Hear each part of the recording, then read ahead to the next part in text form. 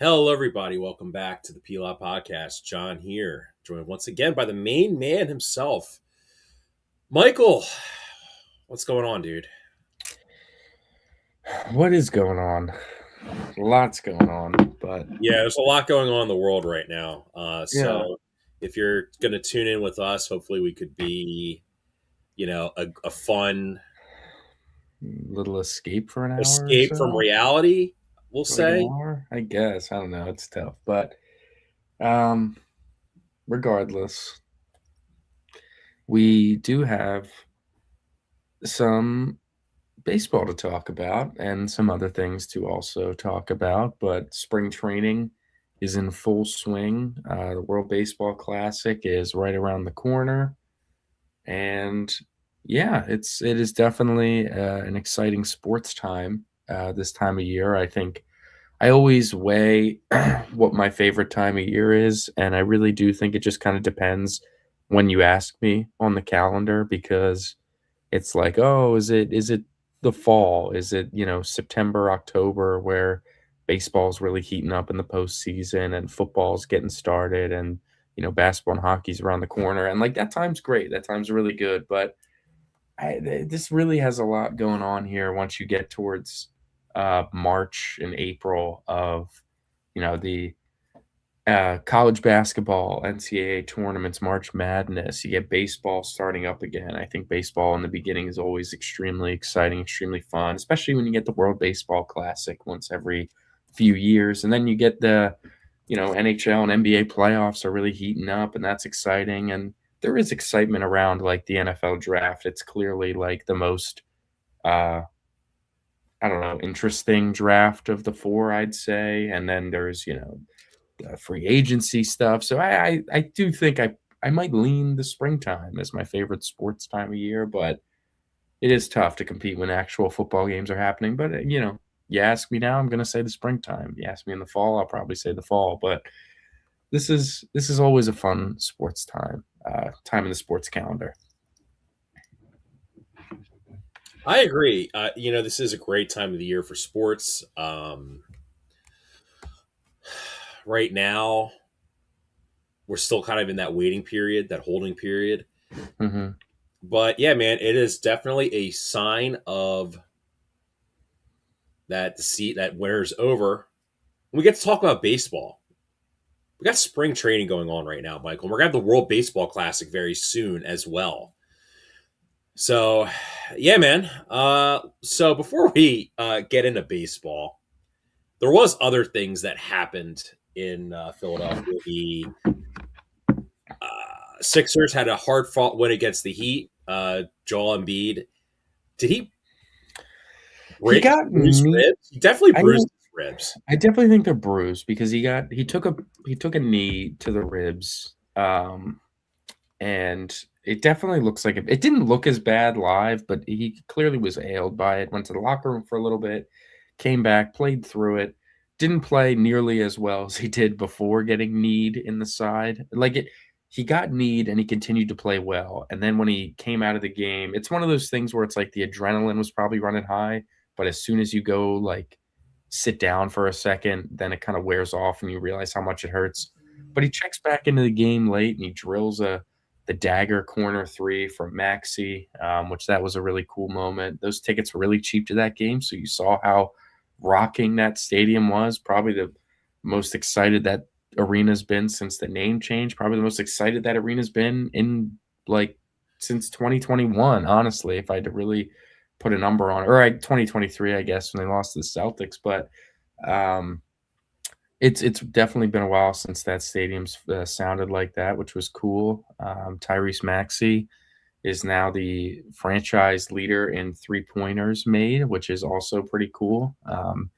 It took him just like a little less than 6 seasons to bang that record out, which is awesome. Embiid will be fifth on that list in the coming, I'll say, games, potentially game, which that would be pretty cool. He's pretty close on that list to drop Tobias down another peg, which would be nice. But yeah, that was a pretty cool Sixers game. Really nice win. Edgecombe had some big shots.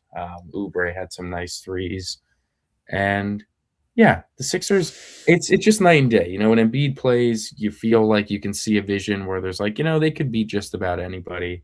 In a 7-game series, it's a little harder to see, but on any given night, you definitely think they could beat anybody when Embiid plays, and you feel confident about that. When he doesn't play, they're a lottery team, and like that's what it's been, and that's what it like continues to be. Um, I guess that, like, obviously, I don't want to rehash the McCain trade because I just did it again last night watching the Thunder game, but they really do miss Paul George. I think that one is definitely been shown the most important, even with Embiid being injured, because you know, they were playing well without Embiid early in the season, and a lot of that, even though Paul George wasn't playing either, or like they were playing well with Embiid playing like garbage, I should say, like not being fully up to game speed and getting his legs back under him. And they went through those stretches, and Paul George, once he started playing again, was a really key part to that, and has really did a nice job of covering some of the warts that this team has, and that has become pretty obvious when he's been out.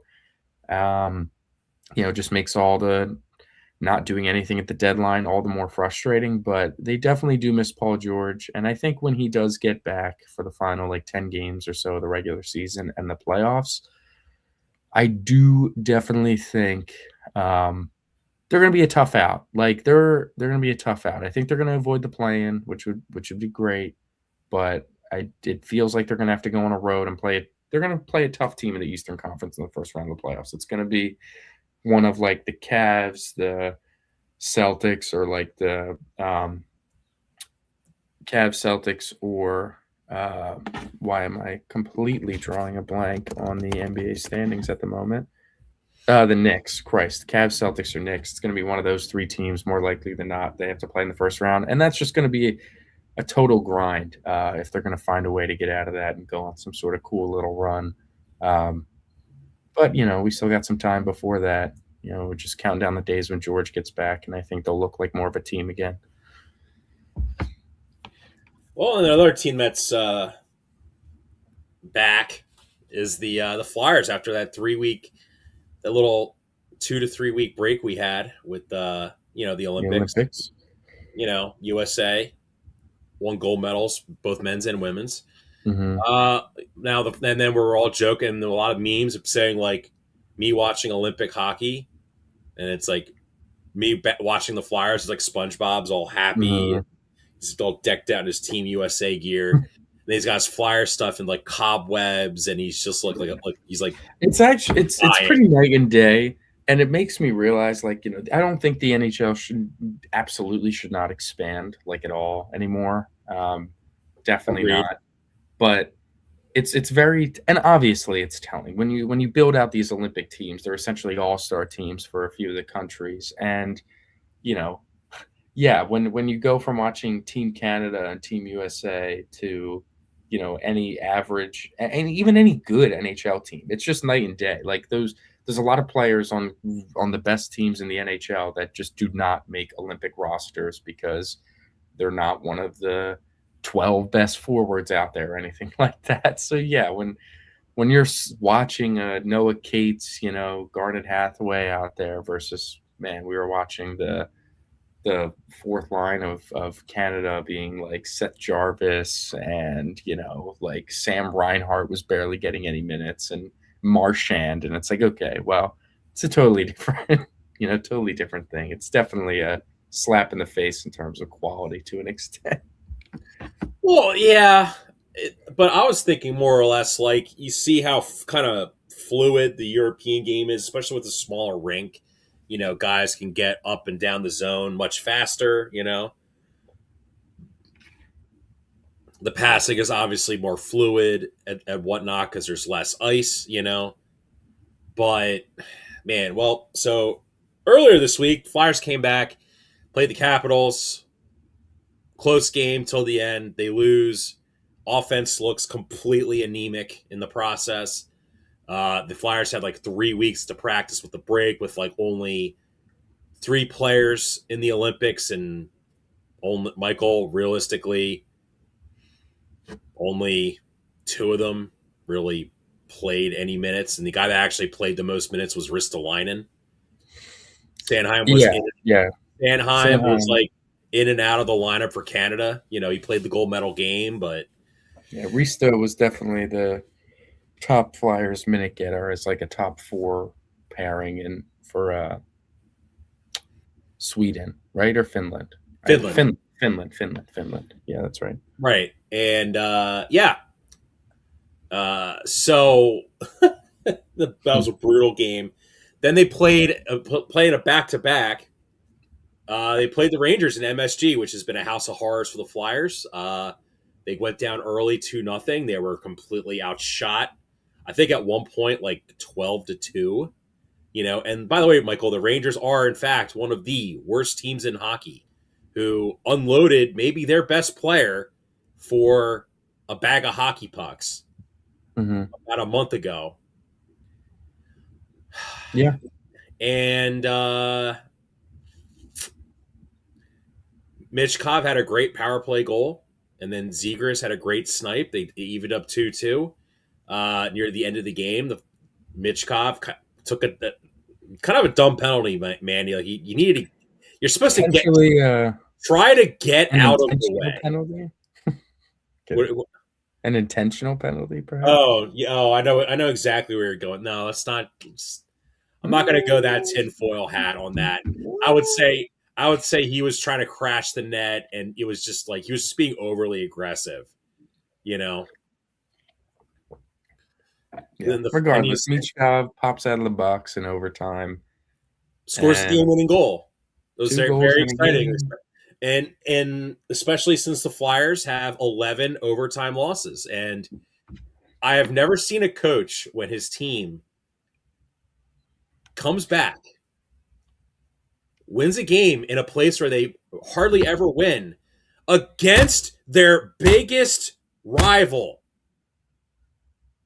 This wasn't like the Seattle Kraken they were playing, Michael. This wasn't They like beat the Rangers up at MSG. It should have been a lot cooler. right. And he said, and they can't. They panned the camera to Tocchet, and it looks like I'm not a lip reader, but it sounds like he said, "What an effing hot dog," and he looked pissed. I don't know what he said. He didn't look overtly happy.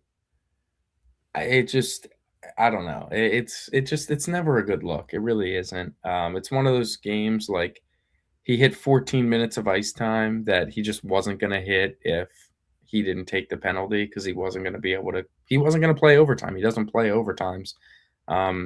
He's got the most overtime winning goals for the Flyers since 2020-2021 season. I think if we all remember, this is Michkov's just second year in the NHL. It's 2026 now. So the fact that he has the most out of any Flyer in the last 6 years, and he's done it in 1.5 seasons, probably a guy that you'd want to have out there in overtime. Seems like a guy that takes advantage of having the extra space on the ice and, takes advantage of the lack of defenders when he's pursuing the offensive zone. But he's saying, oh, he's skating better. He's looking whatever. I don't know. It's all just a bunch of crap, to be honest with you. Like, they're lucky Michkov takes a lot of the blame for essentially maybe doing nothing in the offseason. And it's like, it's tough. He's got to work. You can't not do anything. But it gets to a point, too, where if he's doing a little bit of working out, that's one thing. But when it really is being reported as like he did nothing, now it looks bad on the Flyers again. Now it doesn't look like, I'm not that I'm like, oh, he's absolved of blame or anything. But if a guy is doing nothing in the offseason, how are you as a team? How did you not put him on an offseason training regimen? Like, lo and behold, the fact, like the whole language barrier and it's his, first true year out of, Russia and stuff.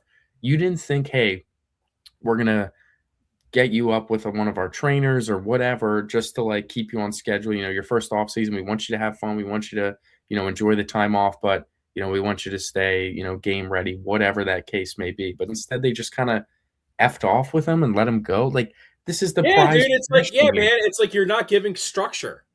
Yeah, it's the prize. It's like what the Sixers did with MB. They had no structure.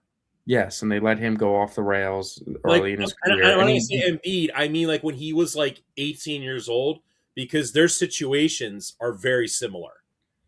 no, absolutely. I mean, Embiid, healthy or not healthy, even when he was playing, like Tra- you hear the stories, he'd have 4 Trad, Chick-fil-A like sandwiches and milkshakes every day, and it's like, I'm not even, dude. I'm not even going off on like the health aspect. I mean, Matvey Michkov's father drowned like, oh yeah, no, and then absolutely. you look at Embiid with his brother Arthur. Like, Yeah, no, absolutely. Like there's just when someone is deemed as like, going to be the savior of your franchise and it's like tough upbringing, whatever past like ailments or whatever in their life, the tragedies, you'd like to think you'd go out of your way to make them feel as comfortable as possible and keep them like check in on them, everything, quite literally everything possible. Um, Instead of just like blindly trusting the kids to be like, perfect, I guess. You know what I mean? And that's it's all part of it. Like even, the tragic stuff, absolutely. And then like the out of shape stuff, like you're telling me the team didn't see Embiid eating all the Chick-fil-A sandwiches and milkshakes when he's like publicly in Shirley Temples and didn't think to be like, hey, Joel, maybe let's get you on it. Like, you know what I mean? Like they did like none of that. And then you're doing it with Michkov where it's like, oh, what's Matt Weber doing in the offseason? And everyone in the Flyers brass is like, oh, hell if I know. I'm sure he's working somewhere.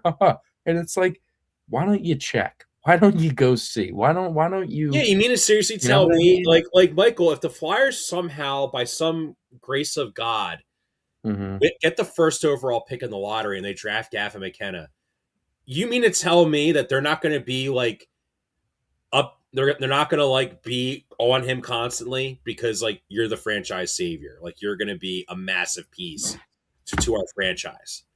Yeah.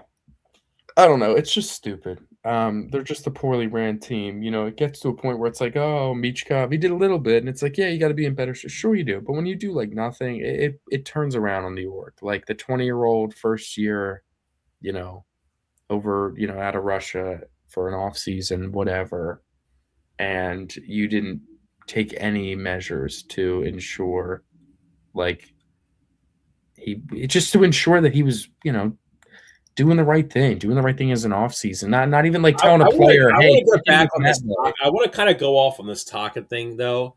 Sure. He's all butthurt about the guy that's in his doghouse, essentially scoring the game winning goal. This is what blows my mind, Michael. Doesn't he understand that his job is tied to him being good? Yeah.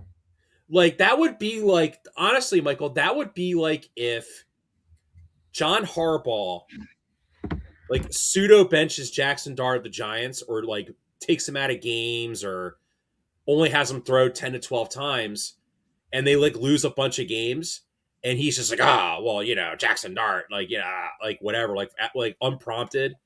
I'm sorry, making apples to oranges comparison, but he would be like Dean, like it would be you would think that's the most ridiculous thing like you've ever Yeah. heard. It would almost make more sense like for a wide receiver perspective where it's like, say Neighbors comes back from his injury and he's only playing like 40% of the offensive snaps. And it's like, well, why? And it's like, well, he didn't rehab hard enough. We wished he'd rehabbed a little bit better, but he's just not ready yet. But then you watch him and it's like, yeah, maybe he's getting back to some game speed, but he still makes ridiculous catches and he's like the most productive receiver on the team in his 40% of snaps. And it's like, well, if he played 90% of the snaps, it wouldn't be as good, apparently, is what I'm hearing. Like, you know what I mean?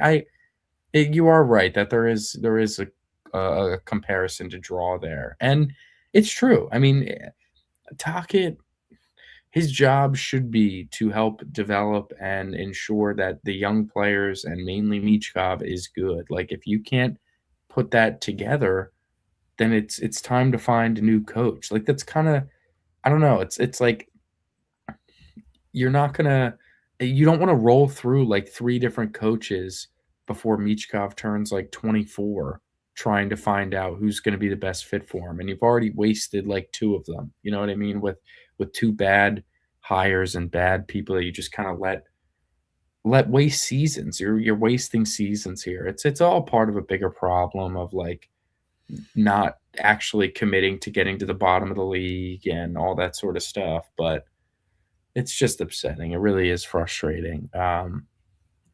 That it's like they win and it's like it's nice, but it's like, hey, you don't even want them to win at this point either. But it's all just a bunch of garbage, to be completely honest. Flyers. Where the Flyers play today or tomorrow?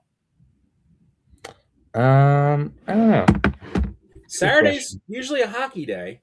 The Oh, they Sixers play. are Oh, off that's right. too. They play today at 3:00 against the Boston Bruins. Yes, friends of the show, Chris Haffey and Mac, will be going to the game. Nice. That's right. I totally forgot. Well, we'll tune in. Today's a good college basketball day too. Huge college basketball day, and we have conference. We have conference playoffs going on next week, or is it next starting? week? Yeah, Because next the week. selection Sunday is March 15th. Shout out St. Joe's, man. They've been on a heater.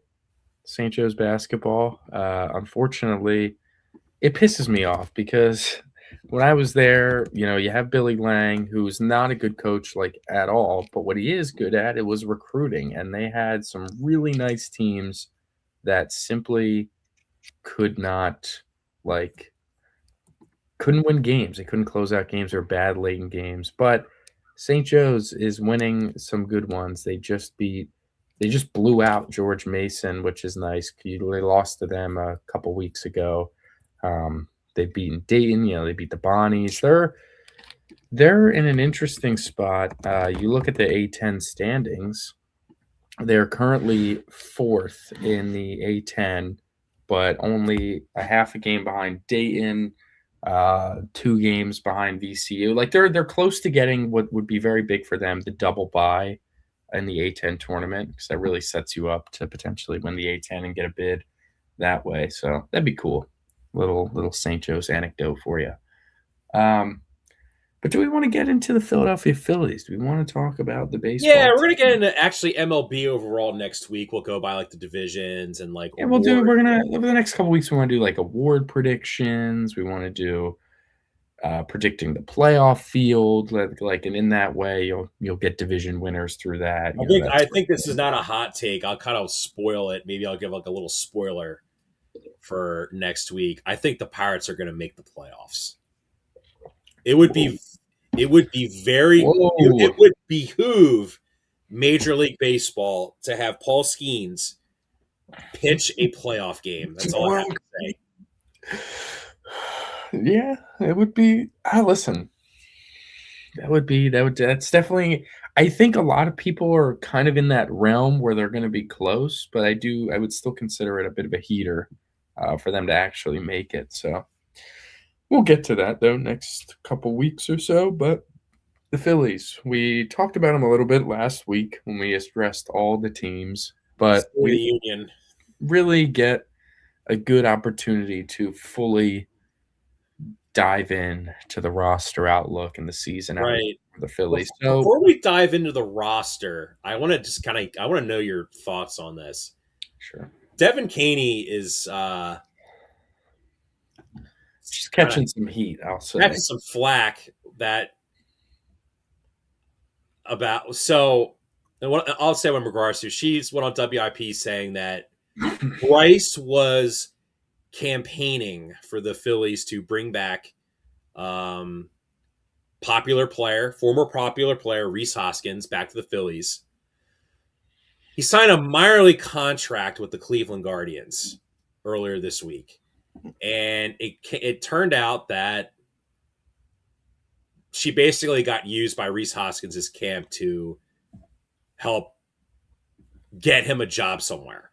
Yeah, it was like the report was like, Bryce is heavily pushed for like a right-handed power bat, cleanup hitter, etc. And like he brought up Rhys Hoskins, and The Phillies, maybe the fit wasn't there, but Reese had interest in coming back, that sort of thing. And like Bryce totally denying it, I don't think is like a totally good look. If I had to guess, I'm sure we know it's been very kind of public at this point. He's asked for, or like is somewhat pushed for a power bat. He's mentioned Pete Alonso all the time. You know what I mean? So like he's mentioned it. I could imagine Reese came up in discussion, maybe a little bit less of Bryce like saying, "Oh, why don't we look at Reese? Why don't we look at Reese?" And more just like Reese is an option of a guy. But yeah, I agree that it definitely came from Reese Hoskins' camp and brass as that report comes, and just a few days later he ends up signing with the team. So I don't think she should be catching as much crap like at all as what she's catching, but Well, I think a lot of it's sexist. If it yeah, was a it's because she's a dude, woman. no one would If it was a care. dude, it would If it was just be like like, Joe to camera, no one would care.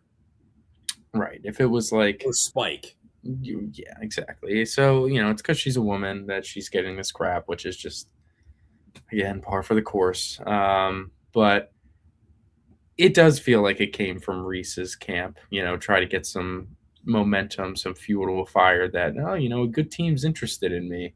But, it just wasn't working out. But they would if it could.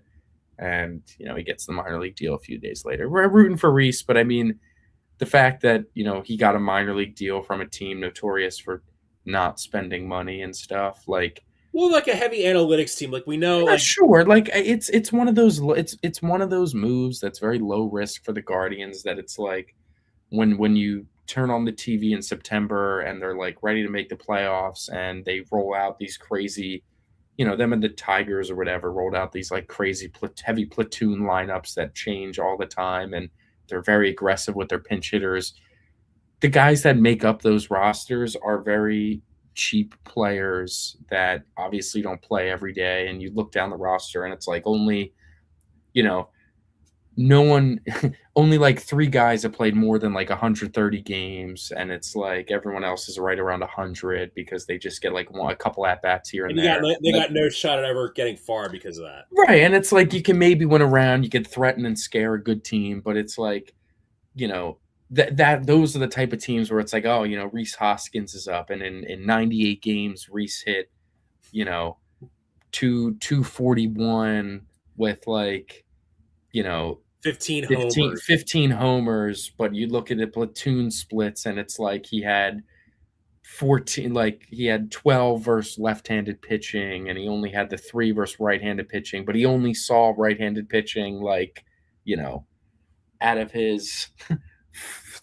280, 300 at bats, he only saw right-handed pitching on like 80 of them. That sort of stuff like that. Those crazy platoon numbers and whatnot. So that's ultimately what he's kind of played himself into, just post injury, not being the same sort of player. Love Reese, but their injury really sucked for a lot of reasons. I know, we think about it all the time where it's like, if Reese doesn't get injured, Bryce, and you're like having to put Schwarber back in left field back in 2023 to go back to when he did get hurt. And like that would have sucked having to have Schwarber back in left field. However, you think about the 2023 lineup potential, and it could have been pretty interesting of having, a Schwarber, Turner, Harper, Hoskins in 2023, fully realized. Who knows, man? Who knows what would have happened if you had a fully healthy Reese Thumper in the Diamondback series. But we'll never know, will we? Let's get into 2026. Lovely. We want to start with the lineup. I guess we'll kind of just go down what the projected batting order is going to be. Trey Sure. Turner likely to lead off. I I'm was actually intrigued. going to. I think we should approach this a different way. Yeah, well, please. How do you want to approach it? So I feel like I think everyone kind of knows what the lineup is going to be. Most likely, it's going to most Mhm. likely have. It's going to be obviously Trey, Schwarber, Bryce, probably Bohm, Garcia, and then it's like We know Crawford, if he makes the team, he's going to start. He'll bat ninth. And then you'll probably have like. I mean, they might have Stott up, who's having a really nice spring. That's a guy I want to talk about. But how do you want I to? have I have the Phillies depth chart pulled up. So what we could do is we can. Well, let's just start with how the depth chart on the Phillies website starts. We'll go from catcher all into the outfield. How does that sound? All right. So, I mean, honestly, the catcher is probably the least interesting position on the team. If I had to really, if I had to get around to it, it's JT. Obviously, going to play another bulk. I don't really know what they're going to do with the backup situation. I know Marshawn still doesn't have options left, so. But I do think you could probably afford to DFA him. I don't think teams are going to be rushing to pick him up. It was one of those crazy low sample size situations where he had really nice major league stats, and then he finally got like regular backup catcher playing time last year. He didn't play super well, so no one's surprised. Honestly, you shouldn't be surprised. But he is nice behind the dish. All the Phillies catchers tend to at least throw people out at a fair clip. Hopefully, JT doesn't totally lose that. Yeah, I will say this too. If JT's going to be like the R Yadier Molina, Well, he's not that good defensively anymore, right? unfortunately. I was thinking more or less like the guy that catches the staff loves him, whatever. It looked like the Phillies, when they were going to let him go to sign Bo Bichette, they wanted to sign another catcher that gave them more offense behind the plate. I So mean, I did they? I wonder. feel like it was just they were just getting the guys out there. Like, I don't think Victor Carantini was necessarily some like slugger. You know what I mean? He had a last year he had a 7. I mean, he's 720. He was a league average bat. I guess it's not nothing, but he. Well, if Yeah. I have JT pulled up, and JT, if you look at his numbers, he's kind of regressed like every year since 2022. Yeah. And you have to wonder. I want to pull. Let's see how old JT is. He's got to be He's 33, 34 34. and he turns 35 in a couple weeks. He's old, man. He is old. I just He's an can't old catcher. really. I'm going to pull up Yadier Molina for reference. By the way, Yadier Molina only has a 41.6 WAR, Michael. People talk about him being like a first ballot Hall of Famer, which is insane. I mean, He just bro, wasn't a from good hitter. Like, 2015 to 2022, Yadier Molina, the highest WAR he ever had is 2.9. yeah, I do think Baseball Reference kind of poo-poos a little bit. Listen, back to JT. Like, looking at his stats from last year, really bizarre-ish kind of player because you look at like his platoon splits. And remember the whole thing last year was JT can't hit lefties. That was the whole crazy thing where it's like versus righties, he had a 743 OPS. And like that is absolutely acceptable in my eyes for JT Realmuto. But versus lefties, he had a 601 OPS. That is abysmal. Like that is minor league level hitting in 166 of your plate appearances. And that's unacceptable. But you go month by month, he had a really nice late summer, under 700 OPS the first few months of the season, but in July and August, 881 OPS in July, 763 OPS in August, and then it came back down to earth again in September. It's there is a path for him to be a more a solid, more reliable bat, but at this point, I do think the expectations need to be harnessed. I don't think we can expect a full season of good offense from him, but I do think he can give you some solid, month But the Phillies' stretches. issue is their two potential backup catchers are both left-handed, and if Well, you're trying to Marshawn's a make it, switch hitter, right? what's that? Marshawn's a switch hitter. Oh, I forgot. He is a switch hitter, I believe. Yeah. Yeah, yeah. He also just sucks. He's just not a good bat. He's not a good bat at all. 587 OPS. Yeah. Yikes. You know what's funny? He's actually first made his major league debut in 2020. He's been with the Phillies so long. I kind of forget how long he's been with the Phillies. I mean, he's just been like up and down when you get injuries and stuff. But Before he played, overall, the catcher position, um, I'm just not like super. It just is what it is at this point. You know what I mean? I'm not expecting a ton. I know the price tag is going to be very frustrating. People are going to pull up the stats and say, 15 million, 15 million or whatever. And like, that's going to be annoying. Absolutely. It's going to suck if he's not good. But ultimately, like if JT can give you the league average bat, slightly above average, that'd be cool. And, you know, stay on throwing guys out, have a good like overturn rate with the ABS system. That would be that's plenty fine. Again, like the reason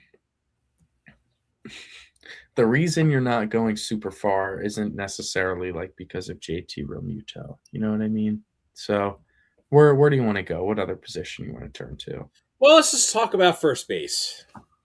All right, Bryce. I mean, Harper I had a down year last year for a multitude of reasons. Didn't get the best batting, ball and play luck. Didn't, hard hit stuff wasn't going down super well for him. But there's definitely adjustments that he can make, and the biggest one is to just we talked about it a little bit pre-show. I've been talking about it the last couple weeks with friend of the show Nick. He's got to take his walks. There's no reason to be like bored or afraid or pressing to the point where you're not taking your walks, because when he's at his best, he is taking his walks. You look at his stats and you look at his best seasons, and the year he won MVP in 2015, he walked 124 times. The following year, he was an all-star. He walked 108 times. The following year, in 111 games, he had 68 walks. And, again, only 111 games. He missed 50 games. You could argue he was pushing for another 100-walk season. His final year with Washington wasn't having a best batted ball stuff, but he did walk 130 times, walked 99 times his first year here, 49 times in the shortened season of just 58 games, 100 times he won his second MVP. So, like, if he is going to be, when he is at his best, he's taking his walks. And, we like to talk about the guy hitting fourth and all that sort of stuff. But the truth is that when he did hit in front of Schwarber for like 2 months, he still saw the same rate of about 42% of pitches in the strike zone. So the guy behind him, sure, if the guy behind him was Ohtani or Judge or, one of the best hitters in the league, yeah, I'm sure he'd see some more pitches in the strike zone. But the fact of the matter is even last year, Kyle Schwarber, who was one of the most dangerous hitters in baseball, it didn't change the amount of pitches Bryce saw in the strike zone. And ultimately, if he wants to see more pitches in the strike zone, he's just going to have to swing.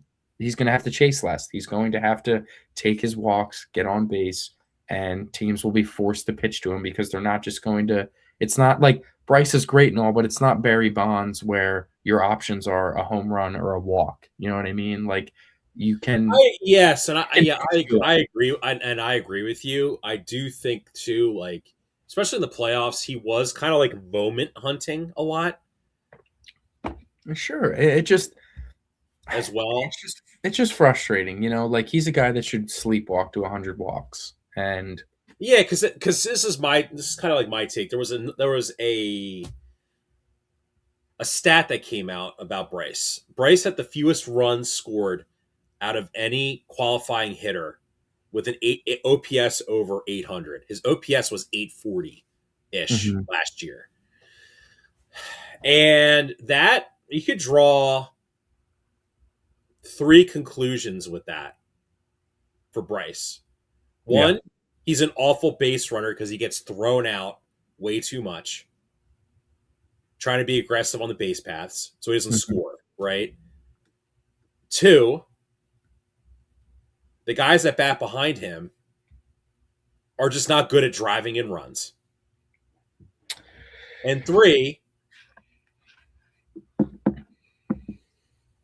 if he does get on base and they do get hits, they're like singles, so he doesn't score, and then the guys behind them just don't. And I Listen, think it's a combination. I think it's a little bit of a combination of all three. for sure it is. Well, actually, sorry, I apologize. There's a fourth conclusion. He needs to bat higher up in the lineup potentially because he would That could be score more that could be the answer. Yeah, I mean, listen, runs scored. It's when it stands out like that, it's interesting. But for the most part, I don't.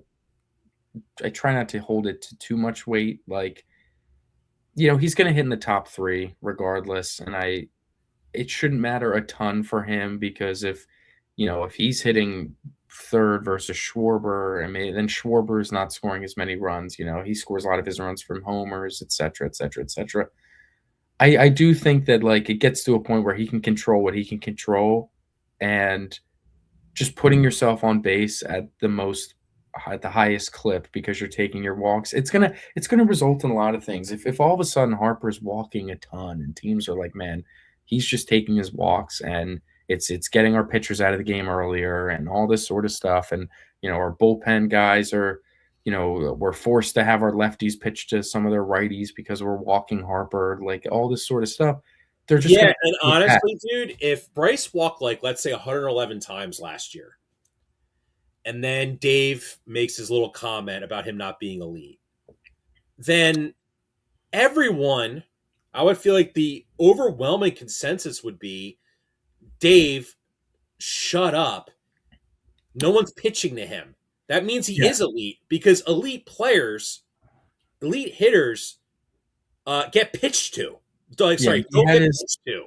he had his lowest he had his lowest everything last year. He had his lowest on base percentage since 2022, his lowest slugging percentage since 23. And, again, it's not to say, oh, the cliff is here or anything like that, but it's just like he can just be better. A 357 And on this base isn't, is and nice, yeah, and but it this can isn't be like better. Bryce doesn't like Kevin Long or something like that. No, I mean the article came out. He admitted to kind of getting bored. Like he was literally bored last year. It almost sounds like he's a little burnt out from baseball, I think, as a whole, and he kind of needs to find something inside of him or whatever to get him back on track because like he said, he's like, I don't know, am I bored out there? Like, do I not just want to take my walks? And he's like, that's where I get in trouble. My dad gets mad at me because when I'm at my best, I'm taking my walks. And I was like, it was such a jarring statement. I'm like, dude, please, for the love of Christ, like you can be bored after the World Series, like you know what I mean? Like, just lock in for me and don't just be up there flailing because you're like, hopefully I hit something. You know what I mean? Like, be just take your walk. I love a walk. I truly do. I'm such a pro walk kind of guy. Hitters take walks. I love that. And I really do think that and the whole offense would benefit from it too. If Harper's on base jumps from 357 back pushing to 400, and now it's like, okay, it's a huge difference in guys getting on base and wreaking Right. havoc. I mean, my take would be like, I think the reason Dave didn't want to shake things up too much and kind of threw it on Bryce, I think was like, well, if Bryce was on base more, then like we wouldn't be so hard on Bohm, even though I secretly want to get rid of Bohm, as much as, I keep shopping Bohm every year. Mm-hmm. It is dysfunctional. It's very annoying. It's very frustrating to me. Yeah. I agree. I mean, yeah, I do think though, I think the unintended side effect of Dave's dunk comment is I do think Bryce, to me, this is the most locked in I've seen him since like 2022, maybe 2023. Where now it's like you sort of shook him up a little bit, where now he's like pretty pissed off. Yeah. And he's a dangerous when he's pissed off, like he's a dangerous player. You saw how Yeah. he was when he came here. He I was want pissed him. off the Nationals lowballed him. Did you listen to what on his interview with Bustin' with the Boys, the contract the Nationals offered him? Mhm. Like he said that it was the last game of the season, and he got handed an envelope in the dugout from their owner. He's like, Mhm. "Look, Bryce, look at this contract we're offering you." And then he was like looking at it, and he went and he actually, I think he asked his wife, he was like, "What do I do?" And she's like, "Read the fine print." He's like, "I looked at it. It was like 80% of it was deferred, you know, in like annuities and whatnot too." So he was like, they're just yanking my chain, you know." Yeah. Yeah. I mean, I hear you. You're absolutely correct. It just, I mean, he always says, he wishes he spent his whole career here and all that sort of stuff. And I believe it. But, if he can come out the gate hot, like, Bryce hot streaks are quite scary. He just hits the shit out of the ball all the time. And, so if he starts taking his walks, Yeah, starts dude, it's similar. throwing the Dude, ball. it was like when Ryan Howard got on one of his hot streaks. It was like amazing to watch. Mm-hmm. It was like Mm-hmm. must see television when he would come up to bat. Yeah. All right. So let's move around the diamond. That'll take us to second base, right? Bryson Stott.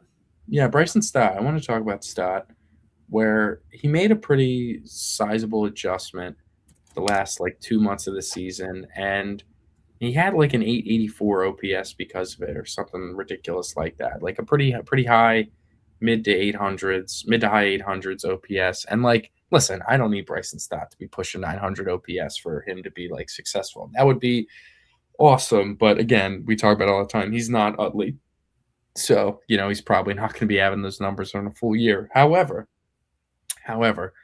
um, he clearly works very hard in trying to improve himself. He wants to be in the lineup every day, and like in a perfect world, be awesome. I'd love for him to be in the lineup every day. His glove is super valuable, and for him to be a viable bat against both righties and lefties, it'd be nice. It's one less headache, and it's a value. It makes it keeps Edmundo Sosa's value as like you can put him in anywhere in a spot potentially to get a big hit.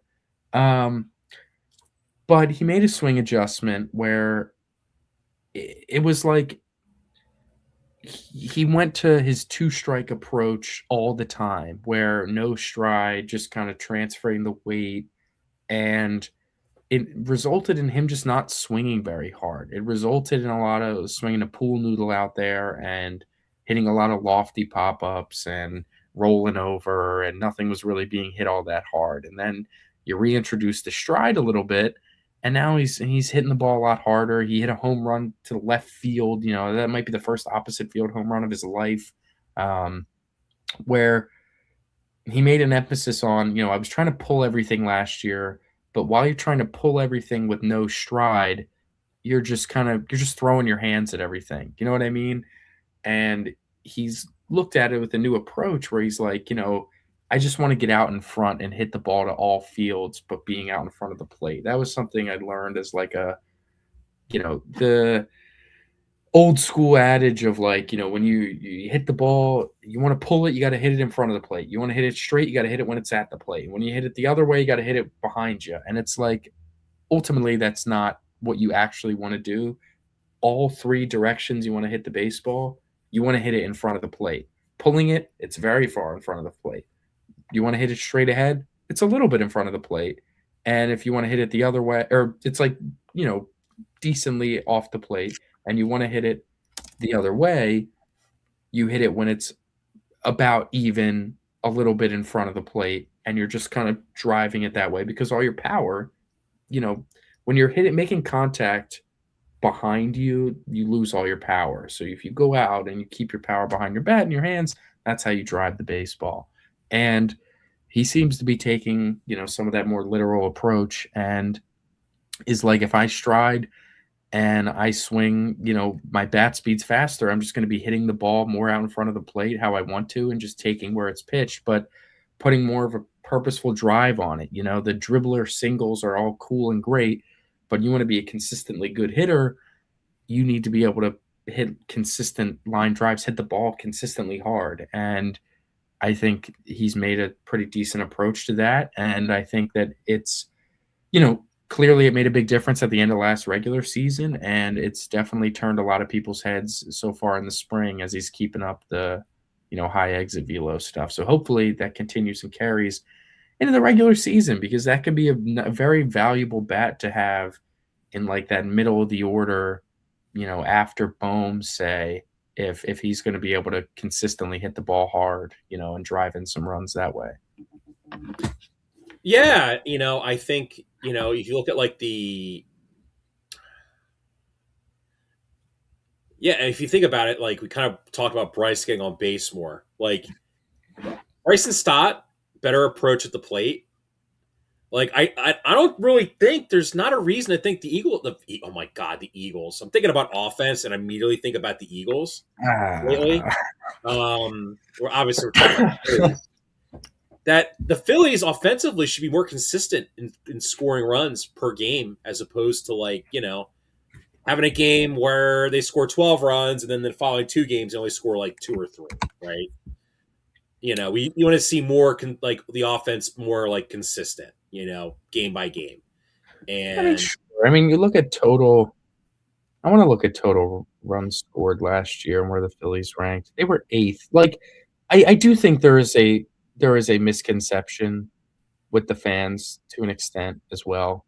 Like, because we watch them every day and we know how it feels like. But the truth is that they're they're like a fringy top 10 offense, and it's probably nestled in that like 7 to 10 range. And when your pitching is as good as it is, it's probably fine. But I think people think they're a lot worse than they actually are. And I I think that agree. I agree with you. I would say this though, like Michael, if they were like, let's say they were like the 9th best offense in baseball last year, they were 8. or eighth. Okay, They were 4th in team OPS. Like, you know what I mean? you're Behind 4th in team Dodgers OPS, and Blue but you're Jays. 8th in offense. 8th in runs and 4th in OPS. It means you just can't hit with men on base. And what has been? Why have the Phillies just failed to win a World Series in the last 4 years? What was their chief issue? It wasn't pitching. They're not hitting enough home runs. They're not driving in enough runs. They're not hitting enough home runs. Like, that's really ultimately what it It comes does. down It to. does make you feel when you're in the playoffs and you're an opposing team, and the other team's lineup has 3 or 4 guys that swing pool noodles. Mm-hmm. You must feel so relaxed knowing that, hey, look, we're not going to give up a home run here. Yeah. There's just so many misconceptions with the Phillies. Like, 12th best team striking out offense. Dude, Bryson Stott hit 15 home runs one year when he was still kind of learning how to hit at the major league level. Like, I don't think it's unfeasible to expect him this year to hit between 15 to 20 home runs. If he's pushing 20, I think we're in a good spot. But I agree. Like, there's reason to believe that he could, He's put on more muscle. He's got a better approach at the plate. Honestly, like, he hit 13 home runs last year. So, and like, again, sucked for a good chunk of the season. He had 5 extra base hits really against last year. Yeah, that's not great, man. But like, if you can get that, again, a league average to above league average OPS, and if that means it's like 750 to like 800, like 780, you're just in a good spot. You really are. And again, a lot of it's consistency, but again, hopefully with this approach, this approach gets him a little more consistent. Do you want to head over to Bohm at third? Sure, why not? Honestly, there's not even much to talk about because I just think it's kind of more of the same. He's gonna be like solid for you. He's gonna hit a good amount of RBIs, which excites the Boomer fans and whatnot. But he's not gonna drive the ball consistently. He's not gonna hit for power like at all. But he'll get you some singles when you need it. He'll hit you. He has good numbers with runners in scoring position. They're just always singles. It is what he is. Like, it's a bit of the modern day 4-hitter. Like, the modern day 4-hitter is absolutely like far off from what it used to be. Like, if you were to construct the 2008 Phillies lineup again, I do think that Howard would not hit 4th. I think you would have like a Rollins, Utley, Howard 1, 2, 3. And then, maybe like work. You know what I mean? It would be It's fallen from like, oh, your strictly best power hitter is going to hit 4. Obviously, we know that for a fact. No, It's no. If second with Casty high wasn't hitters. a problem, he would have been the cleanup hitter. He would have been the perfect cleanup hitter in modern Yeah, day baseball because of all the extra base hits he gets. You yeah, know, yeah, and Trey yeah. Turner, So, Bryce Harper, and Kyle Schwarber are very adept at getting on base. mhm. On paper, it's simple, right? But the Yeah, problem is, of those 4 names I mentioned, only one guy couldn't like what do did it. not come as advertised.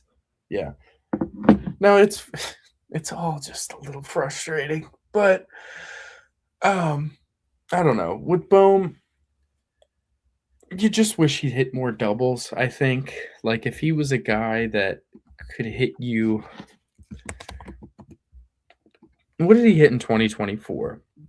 Obviously his best season as a pro. He had 44 doubles.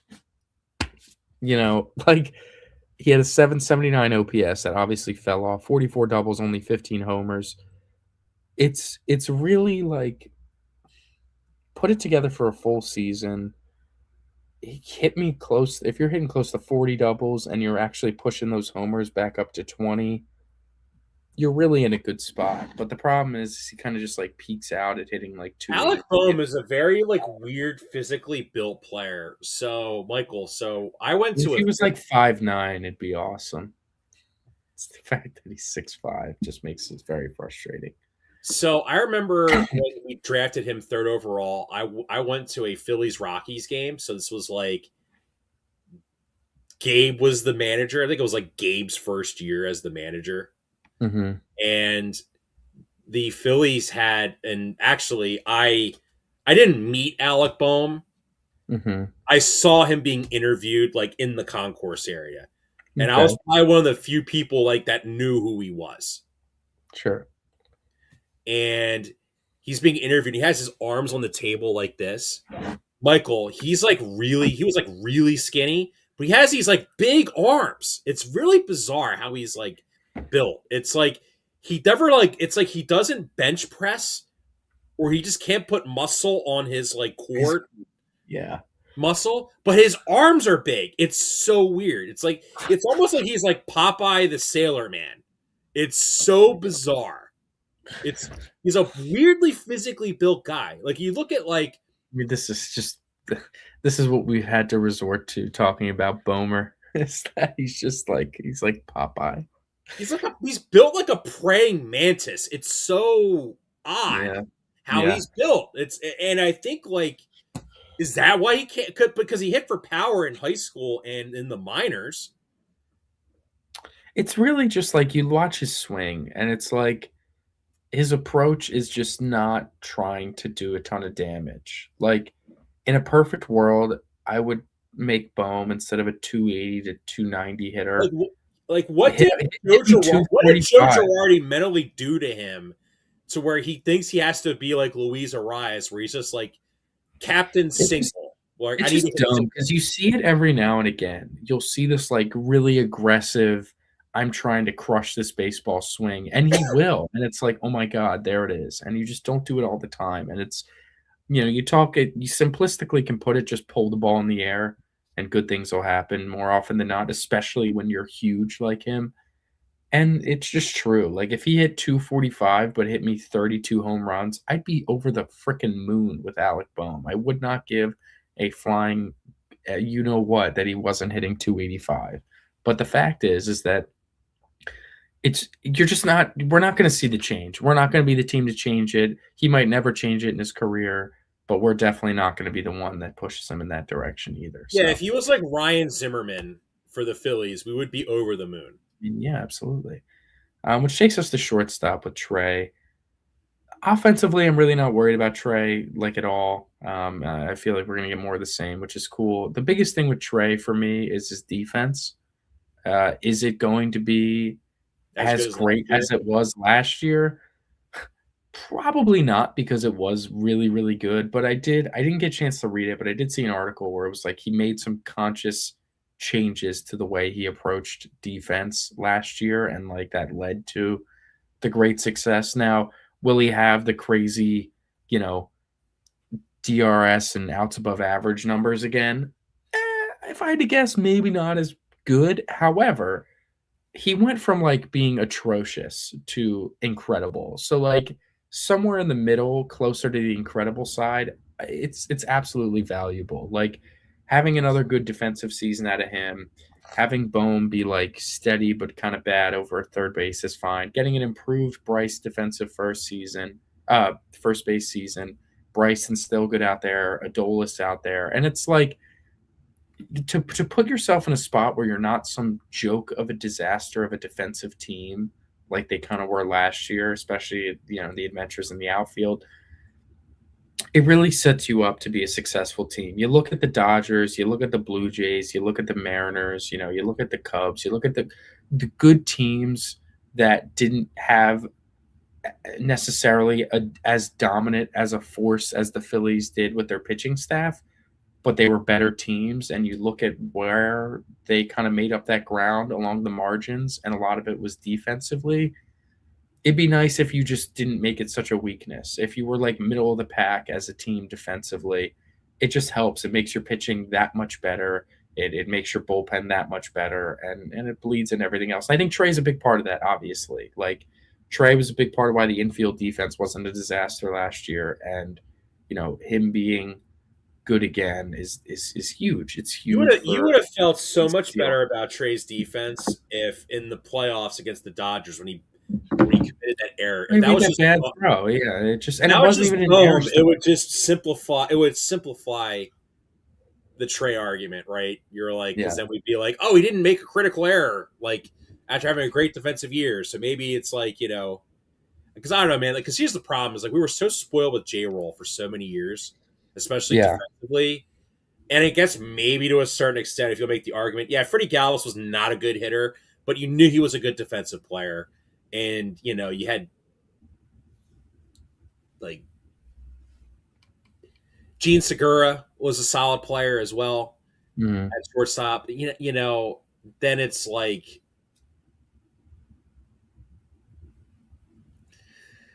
now you have Trey. And I mean, like, listen, Trey's going to be a very important part of this team. I don't really understand the slander that he gets. I guess because he used to play for a division rival. And like, No, let's it's just because face it. outside of Let's the just Braves face it. Like, series, let's just face it, Michael. Bryce is so much cooler than Trey. The fans are here's gonna the love thing: Bryce. people don't like Trey because he didn't appeal to them the way the Castellanos did. Like in their eyes, all those people started really locking in for all of like 2023, and it started with him sucking. It started with him being an absolutely joke of a player, and then the ovation, and he goes on the I heater, was and he there has too. the great NLDS, and everyone's like, oh my god, is an all-star the following season, but never like, I don't think he ever really landed with the general population fan base of the Phillies. And I think that, not having a good 2024 playoff, and not being all that great last year in the playoffs, it's soured people on a lot of players on this team, but especially the ones that haven't really connected. He's got the huge contract, but I think that sometimes almost people forget he has a huge contract because of how small of like a personality he is. And that's just the kind of guy he is. He's a quiet guy. And I felt it's so almost like bad. people I forget felt so about him. bad for him his first year because people thought he was just like mailing it in. But then you read the stories about how after games he would spend like 2 hours in the batting cages, and they Yeah. like would shut the lights off of him. And then I was like, oh, he just cares too much. He's just like really, really just pushing it way Hmm. too hard. Like he needs to just chill out, essentially. Yeah. But Trey really defensively is the big one. Edmundo Sosa, I don't think there's much to talk about there. Like, again, just kind of keep being himself, be the same.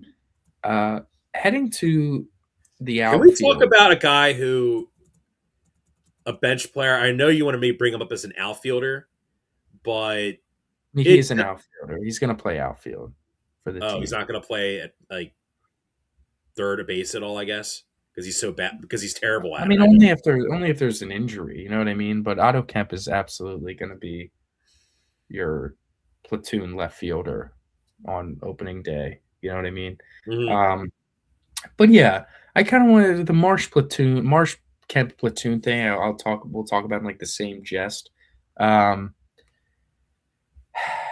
well, we might just only talking about the lineup today, which might not be the worst thing in the world. We can stretch this, because opening day is not for like a month, so we do have some time to talk about the grand scheme. But the Marsh Kemp platoon in left field, it really can be a positive for this team.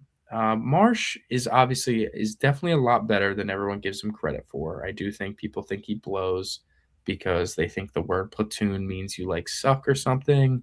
Hasn't had as good a playoff series the last couple, and I think Well, that frustrates people. But the truth is like he is a very solid outfielder. Truthfully, I know he doesn't provide you a ton of pop or anything, but defensively in left field is very, very good, and is just a good hitter. Like just straight up is a good hitter. You look at his stats since he's gotten here, and maybe he didn't live up to the top prospect hype he had in the Angels or whatever, but you know, 829 OPS in 2023, 747 OPS, which is still above average, and last year a 785 OPS in 133 games. Like that's pretty damn good, man. Like that's 114 OPS plus. That is a very, very solid hitter.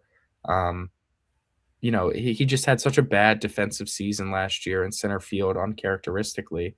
But you look at like his splits and where the fall off came from. Obviously, 838 OPS versus right-handed hitting, right-handed pitching. Like it's you make him a true platoon because he is a true platoon. Like the fact of the matter is that if you really do only hold him to getting at I won't bats, be right back, Michael. Just in like a minute. that's fine.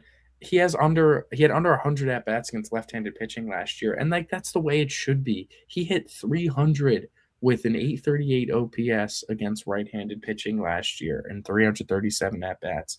And in the few 88 at bats he had against lefties, 577 OPS was abysmal. Hit 197. So like if you go to the average fan and you say we're going to have a guy that's going to play 130 games for us and is going to have, of his 400 or so at bats is going to have 300 plus of them against, 300 plus of his 400 at bats, he's going to have an 840 OPS and he's going to hit 300.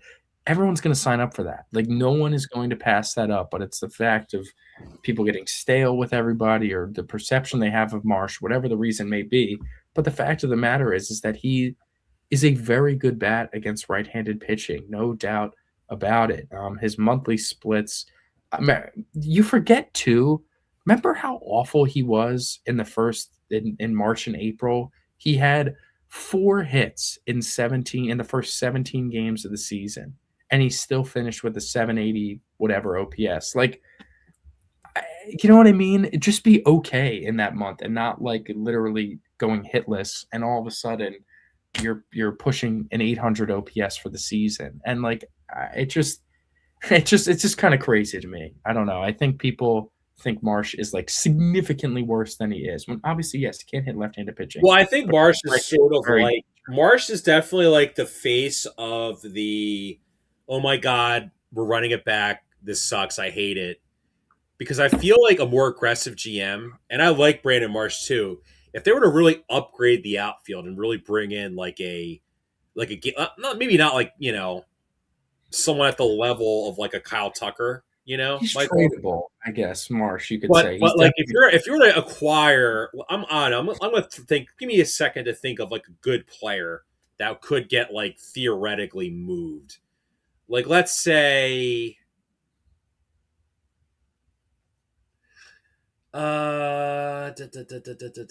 sorry, I'm like I don't want to say like Seiya Suzuki. Let's say it's like Seiya Suzuki. I'm just gonna throw okay. Seiya Suzuki out there. They could do it theoretically.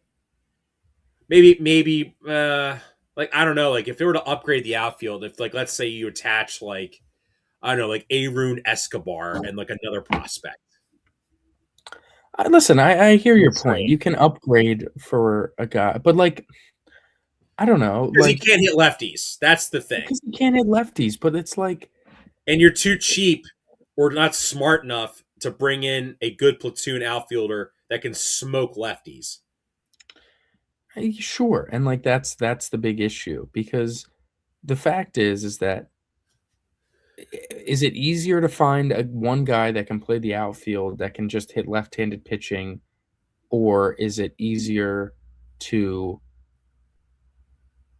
find like a guy that can hit both sides of the plate and play the outfield? You know what I mean? And like Otto Kemp, we're going to talk about Otto Kemp. Last year, 786 OPS versus left-handed pitching. And granted, only 41 games or whatever. We're going to get a full That's not a season. broken kneecap. He had a broken kneecap. So, like, not for nothing, what the hell do we want? What do we want? An 838 OPS versus right-handed pitching and a 785 OPS versus left-handed pitching are going to combine to play left field. What are we complaining about? Why? And I get it. I might sound crazy because of how things have gone, but you're just not going to get significantly better than that unless you happen to have, like you said, a Kyle Tucker or like Juan Soto or someone like that. You know what I mean? Like there are not just players that exist out there that aren't extremely good all-star caliber players that put up those sort of numbers. Because if they did put up numbers like that against both sides, they would be an all-star. They'd flirt with getting MVP votes. I'm sorry. And it's two different players, so it upsets everybody. But like Jesus Christ, they're it's good. And in theory, it can be good, and like it probably will be good in practice. Otto Kemp's having a nice spring so far. He's looking healthy, and that could just be a Otto Kemp's weapon for definitely not you. a guy that's ever going to really play 140 games in MLB season because of his injury history. Well, And he doesn't need to. Like that's the point too. He doesn't need to play a ton of games for you. There's a lot more right-handed pitchers than left-handed pitchers. You get a good split. You're gonna have Marsh like 120, and then like Kemp between pinch hitting and stuff will play like 80 games or so, and like or 100 games, and that's fine. That's that builds well, don't you think? What are your expectations for Otto I'm Kemp not this really year? worried about left field per se. I mean, Yeah. I would say my concerns are I don't want Otto Kemp to play every day because of his health, unless he can something No, he comes won't out. be. You know what I mean? He won't be playing every day. Right, right. I mean, my concern though. Well, let's go to the other side of the outfield. Let's go to we'll save the star boy Justin Crawford for last and then we'll talk about Schwarbs. Right field, Michael. The Phillies are paying approximately $29.5 million this year in right field for potentially washed slash no longer allowed to take PEDs. I don't know. I Adolis mean, you Garcia. can't just throw that out there. Well, the But Astros fans all accuse him of using PEDs, and but listen, Adolis Garcia is the biggest. I think he can be a guy with like he's the highest variety player on the team. I'd say he can be really really good and he can be really really bad. And I think what drags the really really bad into respectable will be his defense and how good that'll be. Um, But the bat can be very varied, I would say. Unfortunately, the bat does feel like it's probably just not gonna be that good. Probably just not gonna be great. this However, is like the third straight year where I guess I'll call it the low end expensive free agent du jour. First, it was Whit Merrifield. Then it was Max Kepler. Now it's Adolis Garcia. yeah, and you just hope that he's better than those guys. You want to throw Corey Knievel into that too for the year like 2023 or 2022? 2020, sure, I Or no, we'll guess. throw Craig, 2023. Craig. We'll throw him in Sure, there. sure. Um, Listen, I get it. It's It can be slop. It can totally be slop, but like he's going to be hitting like 6th or 7th in the lineup to start the year, I would say. I don't think he's going to be gifted like the 5-hole spot if he's not hitting well in the spring or anything like that. It doesn't seem like he deserves it. I think they'll give that to like Stott, who's having a better spring, to hit behind Bohm. And what you're asking for out of him would be like a dream, would be like a league, an above average bat, 780 OPS, hit me like 25 homers, and play your great defense. And like you're just gonna feel that impact. You're gonna feel that impact so much greater than what Castellanos provided you, where it's like you're hoping and praying he gives you that sort of offense, and you're just knowing and understanding and committing to a disaster in the outfield. And avoiding that disaster in the outfield is going to be a big positive for this team. And it'll really just come down to if his bat can be serviceable. Last 2 seasons, his bat was not serviceable. It was very bad, and he played all those games with the Rangers, and it just wasn't good.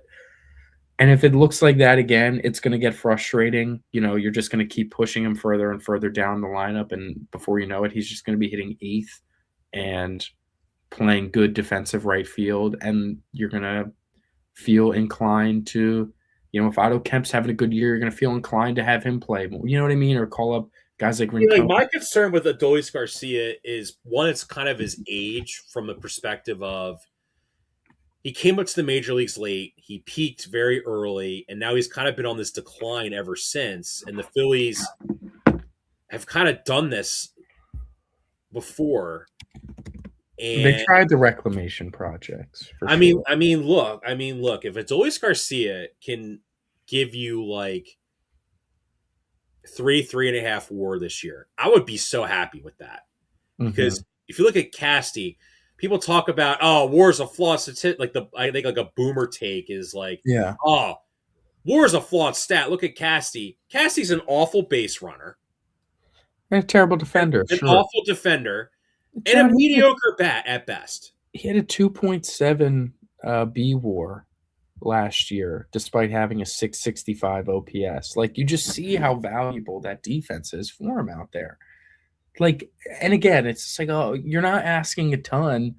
Like, you want him to be league average if he's going to be that good defensively. You know what I mean? And it would be awesome if he's a little bit better than that. But from a year-to-year improvement standpoint, it's hard to go from a 665 OPS to and add 120 points to it in one season. But I do think it's there. I think there's a possibility to it. I think it's kind of funny. People complain about the Phillies running it back, but they wanted them to re-sign Bader. Right. And you look at, the park factor is such an interesting thing. It's always interesting what really goes into it. But if it is true that, that stadium down there in Texas wasn't the best for him, and this is still like a good hitter's park for right-handed power hitters, maybe you'll just see a little natural boost from it. Just naturally, he only hit 19 home runs last year in 135 games for a guy that since 2021, 31 home runs, 27 home runs, 39 home runs, 25 home runs, and then only hits 19 last year. Just feels like, in a better stadium, he could easily put himself in a spot where he's hitting, pushing 30 homers, or at least 25 again. And 25 homers with great defense, you can deal with that. You can absolutely live with Well, last year, let's be realistic about Max Kepler. He was doing PEDs. He flunked the drug test. It felt like the first 3 months of the season, he was like legitimately one of the most unluckiest hitters in baseball. Yeah, I still think it felt that way, like he just couldn't get the ball out of the yard. Maybe that's what led him to taking him or whatever. And Adolis Garcia is a better power hitter than Max Kepler. Like at both of their stages of their careers, I would say, I think Adolis Garcia is a better power hitter, and plus because he's a right-handed bat. See, that's what I didn't understand about the Kepler signing, Michael. They had too many lefties to begin with. They needed to add a right-handed bat, right? Well, they just did. Yeah. Well, and listen, we'll see. Let's talk about Justin Crawford in center. He's a lot bigger than I realized. He's so tall. He's very, very tall, very lanky. And I do think it it makes things harder for him because his swing is just going to be so long because he's such a huge person and he like He's crouches down 6'2", there. 188 pounds. Let's see how tall his father was. I mean, 6'2" is, I would say that's pretty tall for a major leaguer. On the taller side, I'd say. And he's got long arms, long legs that makes him very. Wow. So Crawford wasn't Carl Crawford. I don't think was very tall, right? they're both the same height. Really? However, Carl Crawford's weight is listed as 230 pounds. So he's built like a football player almost. 6'2", Yeah, he's 230. definitely was a little more bulky. Right. Um, Justin Crawford's still young, and I got. Let me pull up his dad's stats right here. Right. So I'll go as 2003 when they were originally known as the Devil Rays. Still playing in the same god awful stadium as they did then. This is what I kind of expect out of Justin Crawford this year. Are you ready? I mean, okay. 80 runs, 177 hits, 18 doubles, 9 triples, 5 home runs, 54 runs batted in.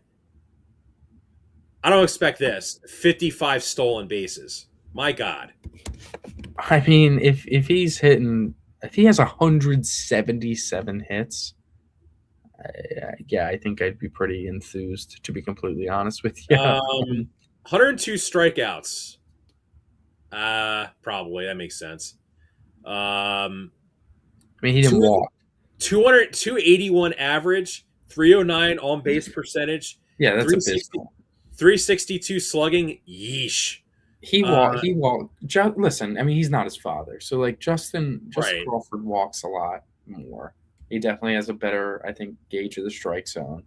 But if I had to like put a prediction on a season, I think he gets probably around like slash line like 280 with like a 330, 340 on base and like a slugging pushing 400, but like less.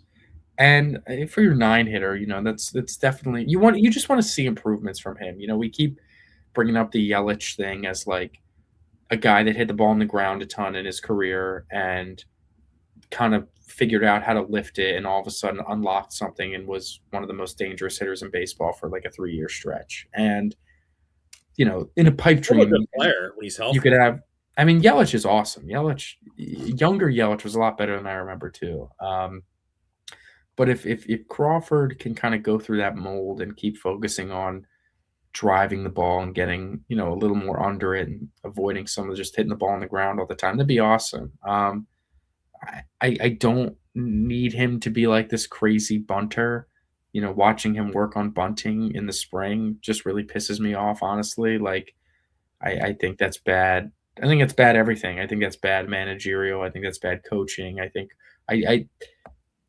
it's such a minuscule part of the game. And I know it's important to an extent where you can steal some hits that way. But for what I want him to be, like if he was 31, yeah, sure, bunt all you want, man. I don't care. But if he's a kid, I want him to be better than a guy that just kind of hits a bunch of singles. I don't want him to be some slap hitting guy. I want him to be able to drive the ball and be an impactful bat. So I'd like to see him work on that more instead of just trying to work on your bunting.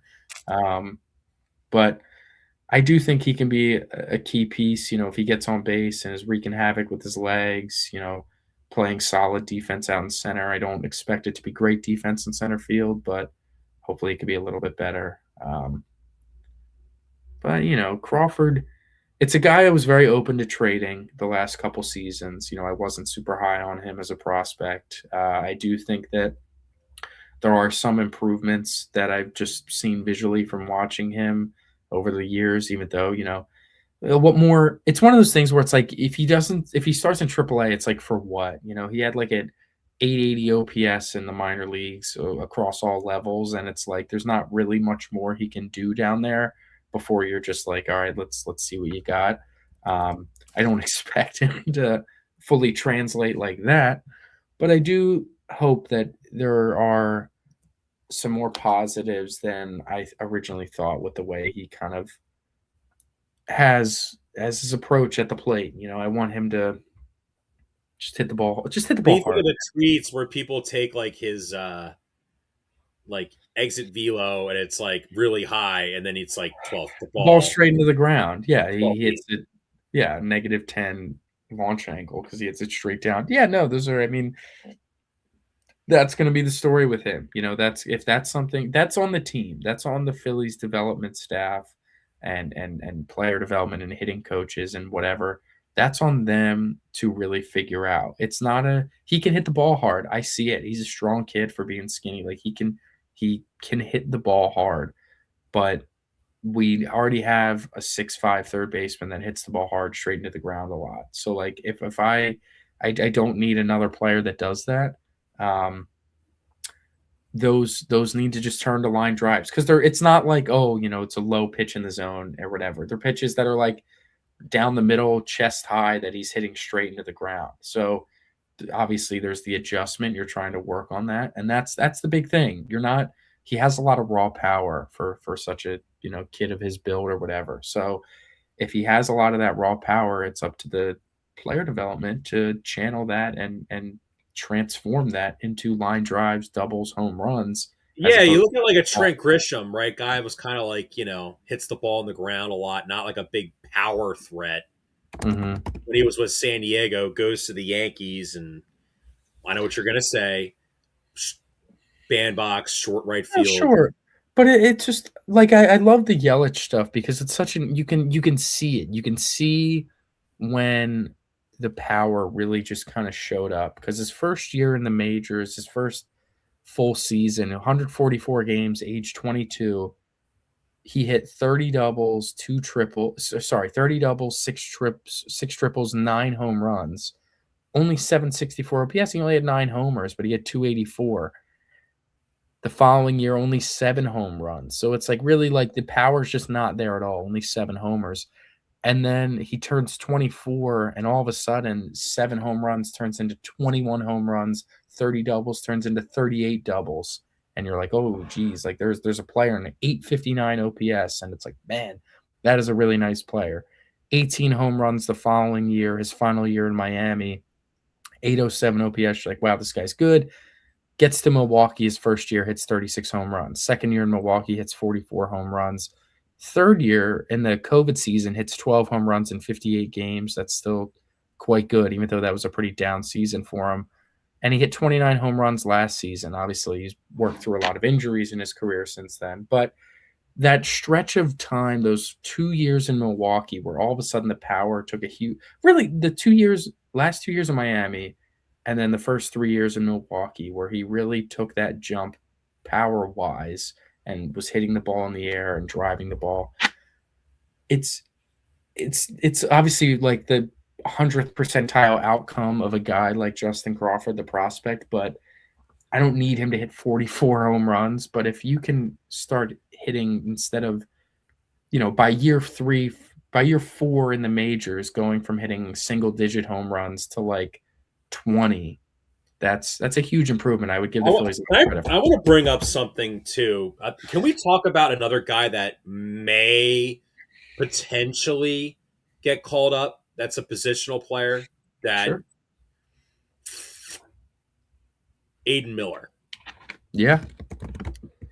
Michael, I think for the Phillies lineup, in terms of speed, would drastically change if you replaced Castellanos and Bohm with Aiden Miller and Justin Crawford. Because remember we talked about Like the base running with the Brewers and stuff. well, remember we talked about the Phillies' issues, right? And Noah Brock was like, they're just slow. They are a slow team. They're just slow. And you look at the Dodgers, right? Besides just like, obviously Muncie's slow, right? But they got some but they utilize speed well. Like Will Smith can run. Well, the difference is that they hit a lot more home runs. Like I don't think the Dodgers are the best example in that.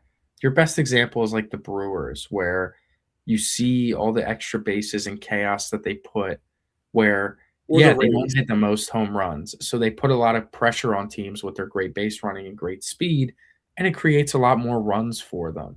I think the Blue Jays were another good example of that, where you have Vlad, you have Bichette, Springer had a really nice year, but you can be a little power devoid outside of some of those guys, and like outside of the Phillies, we talk about it all the time. You got Schwarber, you got Harper. They're your big power guys. Everyone else is like they're going to max out at like 20 home runs at best.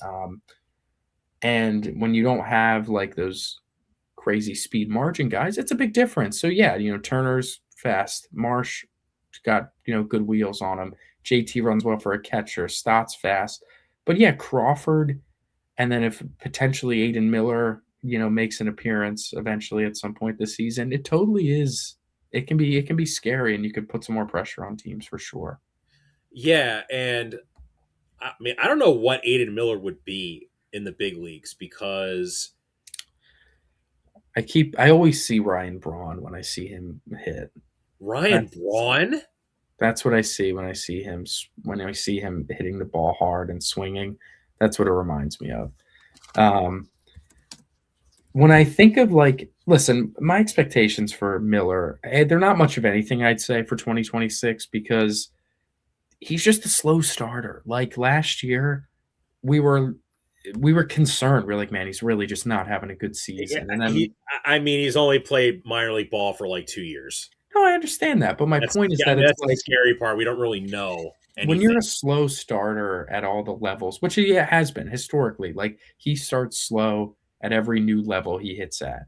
Like, last year he started very slow in AA, and then all of a sudden was ripping the cover off the ball and gets caught up to AAA, and it's like, wow, he's looking awesome. This year, I wouldn't be surprised if he starts slow in AAA and then eventually turns it around late season. So I think what's more realistic for him having an impact for the Phillies in 2026 is as like a September call up, or a post All-Star break call up, where it's like, okay. He's Eric Carabal's hot take on the Phillies was basically like Bohm stinks. Call up Miller. Yeah. Miller in like late May.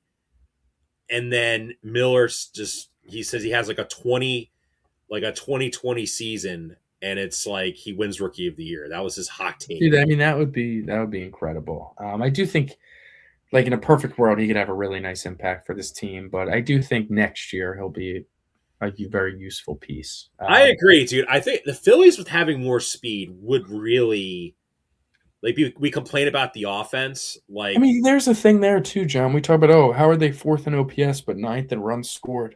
They're slow. Shit, yeah, like they're slow. And one of the slowest guys is Schwarbs, who is awesome. We love Kyle, but he's slow, and it is what it is. You want to talk about Kyle? We'll wrap up the show. Yeah, let's talk about Kyle. Wrap up the show. The guy that gets on base for the most for you is the slowest guy on the team. What are you gonna do? Like, it's just tough. Well, that's not really uncommon. No, it's not. It's not. I'm kidding. But Kyle Schwarber, listen, who appears to be once again in phenomenal shape. Can we expect him to hit 56 home runs again this year? That would be probably a little unfair. Well, his over-under is at like 47, and I think that number is kind of perfect. I think he might land right on 47 homers. It just, regardless, I think he definitely hits more than 40 and pushes for 50 again, and maybe he does hit 50, and then be awesome. Kyle Schwarber, when he was, dubbed Schwarzempic in 2024, hit 38 home runs, which we were like, oh my God, what's wrong with him? I was so mad. That was just like, listen, it ended up playing really well in the long run for him, where like he was trying to make a change as a hitter, where he isn't just a home run hitter and does nothing else. And it zapped some of the power in 24, and then he put it all together in 25 for the best season of his career. And there's no reason for me to not think that he's going to have another great season, 900 plus OPS, and pushing for 50 homers again, and just being like, he was your most consistent bat. It turned out to be. He had a cold June, because everyone likes to force it down everyone's throat, and he had a cold June, but like July and August really, really took off. So I really do think that getting another good chunk of home runs out of him, and him continuing to walk and be on base, he's just caused some problems. Like You get Turner on base, you draw a couple walks, and now you're really, really threatening and stuff. And the Alec Bohm single with the bases loaded isn't always the worst thing in the world. You know what I mean? The classic Bohmer single is useful at times with runners in scoring position. And I think they, put themselves in that position a lot when you're walking a ton. You're scary. My biggest thing I want to keep an eye on for this year, which is like, it's something that's very important. It's something that it almost feels like a luxury, and it wouldn't be like the most shocking thing if it didn't happen again. But it's the great success he had against left-handed relievers, left-handed pitching as a whole, but especially left-handed relievers. All the home runs he hit off lefty relievers, where they're like, okay, bring in a lefty reliever. We got Schwarber Harper coming up, and Schwarber's just making them pay consistently, just beating up on them. I don't know if that's ever going to come back down to earth or whatever. I pray that it doesn't. But it's just something I think, of all the things with Schwarber, that's going to be probably the most niche thing I'd say I'm going to keep an eye on throughout the year to see if he can keep mashing lefties and lefty relievers. Well, I think Kyle Schwarber will still definitely be a very effective hitter because, Michael, he's ever since he's transitioned into DH, you could tell that he's just not comfortable. Transition to DH and in better shape. Yeah, just really comfortable for sure.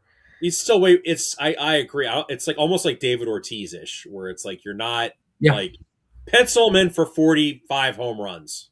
Yeah, if you could, it really it's a very nice thing to have consistently if he can just keep pounding away for you.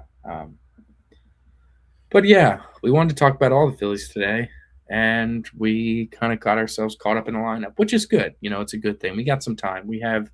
Yeah, we'll talk. So we're about a month out from opening day. The Phillies pitching staff, and then obviously like Philadelphia sports nuggets. I mean, listen, man, I don't think the Sixers or the Flyers won't do anything to not piss us off in the next week, realistically. Yeah.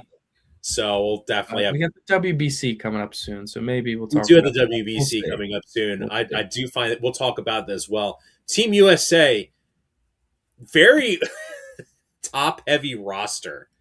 The bullpen looks bad. Yeah, we'll talk more about it. But why is Clayton Kershaw on the roster? Yeah, why? That'll do it for us today. Yeah. Enjoy some of this nicer weather we have. Definitely enjoy this weather. It feels like spring. Feels like spring. This feels like, dude, if the snow would have melted maybe a little bit more, and the ground wasn't so wet, you definitely want to go to like your local park and throw a baseball. Just hang out. Yeah, for sure. All right. Everybody, thank you, everybody. Take care. Enjoy the rest of your weekend. We are part of the Fired Up Sports Network of shows. Please check out other Fired Up Sports Network podcasts like the P-Lot Water Cooler Talk, Bell Smashers, Philly Sports Love and Pain, Drunk on Broad, Beer Battered Sports, and the Fired Up Sports Show, which are available on all major podcasting hosting sites and social media. Also, check out Mark Ramos' Roundup on firedupsports.com, which breaks down the happenings going on with all your favorite local teams.